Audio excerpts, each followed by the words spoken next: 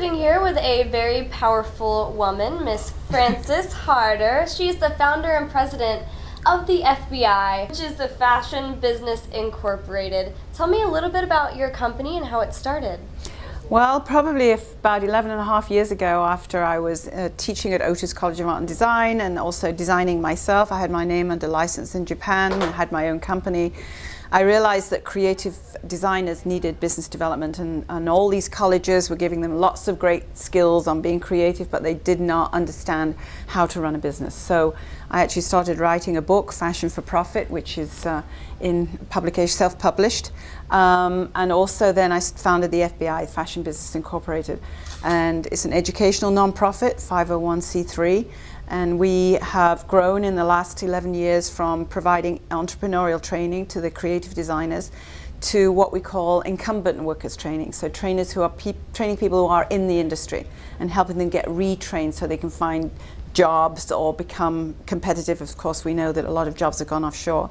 And then last year we were very fortunate to find Microsoft, or Microsoft found us, and they gave us a $50,000 grant to provide training, retraining to people who've been laid off. So there were 40 people who got laid off from their jobs, and a lot of them like middle-aged people who had good technical skills, but they just did not have the software training.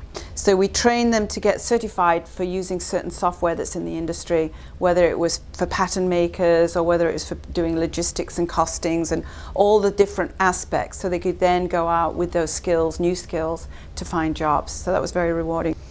Well, that's all really, really amazing stuff. What are some of the companies that the FBI has helped? Well, we've helped one of the probably one well-known companies is Stop Staring, which is a retro line that's doing really well. And she's on our board now. American Apparel, we helped them when they first started, and we actually helped them get a grant from the city. We've got some other named companies that you probably don't know who are doing extremely well, and we've, as you know, today launched 6 new designers, and we do a lot of different shows in different places, and it's very exciting to help these companies and see that they can grow and understand what they need to do to get the financing and develop the business. Also export, which is, for most Americans don't realize what a great opportunity that is, to export these wonderful designs that people are seeking. One of the most important things we should really note is California is the largest apparel sector in the world. And it's bigger than New York, it's bigger than Milan, it's bigger than any other sector that you can think of. When you think of $40 billion coming into the state of California through the fashion industry, or through the activities of the fashion industry. Not maybe made all here, but when you think of premium denim, active sportswear, your surfwear, all your skateboard, you've got all the contemporary designers, and you know, BCBG, Gap, Guess, all these are California companies.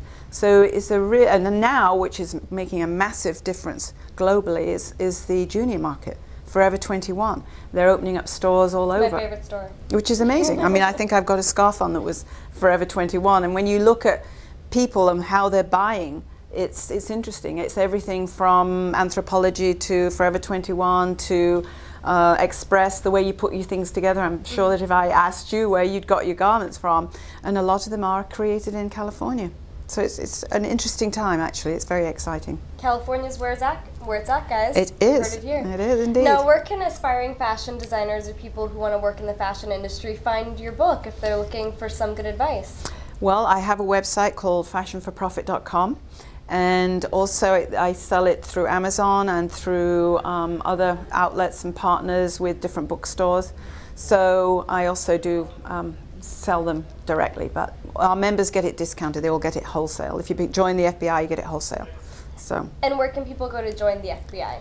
The FBI Fashion Business Incorporated is Fashion Biz, B-I-Z, Inc.org, and part of their membership for $250 a year is 1 hour free consultation, and that allows them to either meet with me or meet with a financial person or a marketing person and help them get the information they need to move them forward.